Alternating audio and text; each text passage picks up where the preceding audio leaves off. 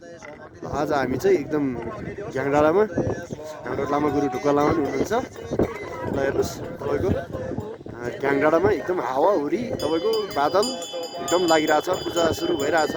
एकजना बाजे बित्नु भएको छ। ढुक्का लामा गुरु पनि हुनुहुन्छ। हावाले गरेर गुम्बा सबै हेर्नुहोस् ल।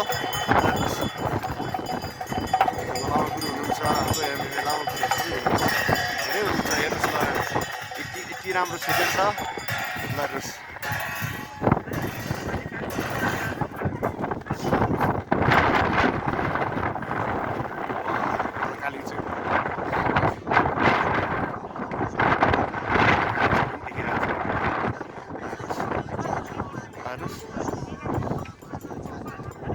छेतेनहरू पनि छ। यहाँनिर चाहिँ अब हाम्रो चलाउँदैछ यहाँ भनौँ न।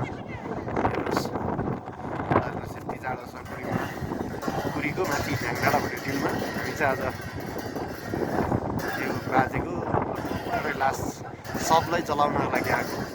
ल हेर्नुहोस् लामा गुरुहरूलाई दुःख भइरहेछ बिचरा।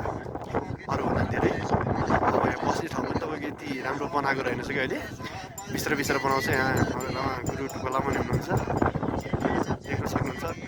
अब गाउँमा लामा एकदम गाह्रो कठिन नै छ भनौँ न।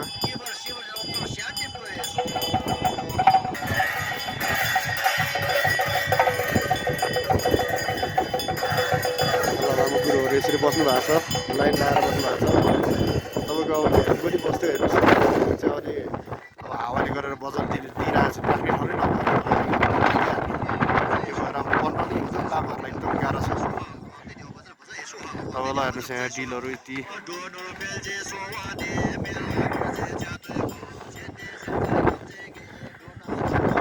लामाहरू हुनुहुन्छ। यहाँ यति दुःख गरेर पढ्नु भएको छ यस्तो जाडोमा। आमा हावा अलिअलि आएको छ नि तपाईँको हेर्नुहोस्। ल हेर्नुहोस् यहाँ झ्याङडाँडा बजार चाहिँ यहाँनिर यसलाई भन्छ हेर्नुहोस्। अनि डिल चाहिँ एकदम राम्रो छ तपाईँको। खै पनि आज चाहिँ अब हावा एकदममा छ है।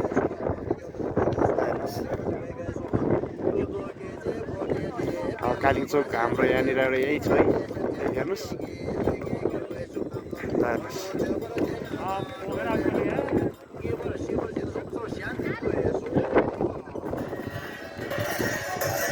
हाम्रो यहाँ अरू झिन्डाहरू बिचरा कति कठिनाइमा नि चिया बोएर आउनु भएको छ। छौकहरू पुग्नु भएको छ।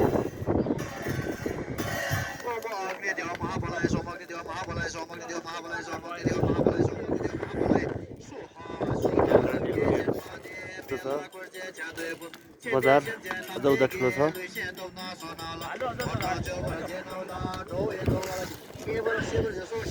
अब हाम्रो लामा गुरुहरूको चाहिँ अब जे सजाउने ठाउँ अब यो अब ठाउँ अनुसारले गरेको छ हेर्नुहोस्। नत्र भने अब सजावट छेउछाउमा अगाडि हुन्थ्यो। आज अब ठाउँ छैन हाम्रो। अब क्षेत्र बनाउँछ यहाँ। ल हेर्नुहोस् लामाहरूलाई एकदम दुःख छ हेर्नुहोस् जाडोमा। हाम्रो यहाँ लामा गुरु ढुक्का लामा पेमा लामा गुरु उता टेपा लामा गुरु हुनुहुन्छ भने उता निकबार लामा उन्चो लामा हुनुहुन्छ। उता हाम्रो काशी लामा हुनुहुन्छ भने उता हाम्रो टङ्का लामा हुनुहुन्छ। अनि हामी यो दाह संस्कार चाहिँ हाम्रो लामा गुरु ढुक्का लामाबाट गर्दैछौँ। उहाँ हुनुहुन्छ। उहाँलाई एकदम गाह्रो छ बिचरा। अब बुढा भइसक्यो। तै पनि अब के गर्नु यस्तोमा आइपर्छ यस्तै कामहरू। जसो तसो गर्नुहुन्छ। अब ल हेर्नुहोस् झ्याङडाँडामा तपाईँको हामी यसरी दाह संस्कार आज अब बाजेको बिरामी भएको भनेर गरिरहेको छौँ।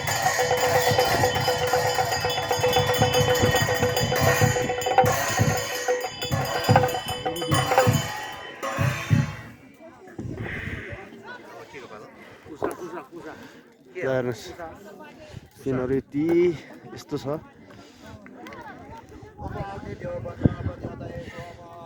हेर्नुहोस् यहाँबाट त्यो डिल देखिन्छ। कुरीको डिल कुरी तल छ। हामी चाहिँ अहिले डाँडामा हो। एकदम राम्रो छ भ्यू एकदम राम्रो छ। अनि हाम्रो यहाँनिर चाहिँ अब लास्ट जलाउने सब जलाउने ठाउँ चाहिँ यहाँनिर बनाएको छ। ल ल हेर्नुहोस् अनि यहाँनिर चाहिँ अब छेतेनहरू ल हेर्नुहोस् छेतेनहरू यसरी बनाएको छ हेर्नुहोस् छेतेनहरू बनाउने लामाकुरोहरू अब यसरी छेतेनहरू यसरी बनाएको छ तामाङको भयो अब हेर्नुहोस् न यहाँ डाँडामा अब हावा कत्रो अब आगो हेर्नुहोस् आगो हेर्नुहोस् ल हेर्नुहोस् ल यस्तो छ ल हेर्नुहोस् ल छेतेनहरू यसरी राम्ररी छेतेनहरू बनाएको छ अब यहाँनिर एउटा यही लामा बस्ने घर अनि यो सब पल्ने एउटा घर बनाउनु बाँकी छ त्यो पनि बिस्तारै बिस्तारै व्यवस्था गरिन्छ छेतेनहरू यसरी राम्ररी बनाएको छ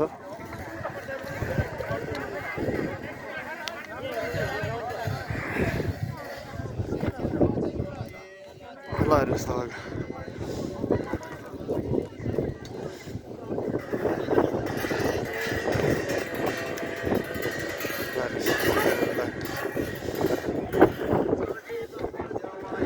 हाम्रो एउटा सब राख्ने ठाउँको माथि टिलमा नि छ त्यहाँ चाहिँ अब धेरै लाँदैन अहिले छोटो छोटो माथि लाग्थ्यो अहिले तल नै अनि हाम्रो यो चाहिँ यहाँ डाँडा भन्ने टिल हो यो चाहिँ बजारहरू अनि अहिले चाहिँ हामी यहीँ छौँ हेर्नुहोस् यहाँ छोक अनि थर्मसमा चिया यहाँ नि हाम्रो लामा गुरुहरू बिचरा बिजोग छ अब के गर्नु है अब परिस्थिति अनुसार यस्तै गर्नुपर्ने रहेछ हाम्रो गुरु यहाँ लामा गुरु ढुकुवा लामा नि हुनुहुन्छ उहाँलाई नि एकदम गाह्रो हुन्छ बिचरा गुरुलाई नि अब एउटा हावाले गरेर चाहिँ अब पढ्न दिन सक्नु भएको छैन एउटा घर बनाउने जरुरत छ है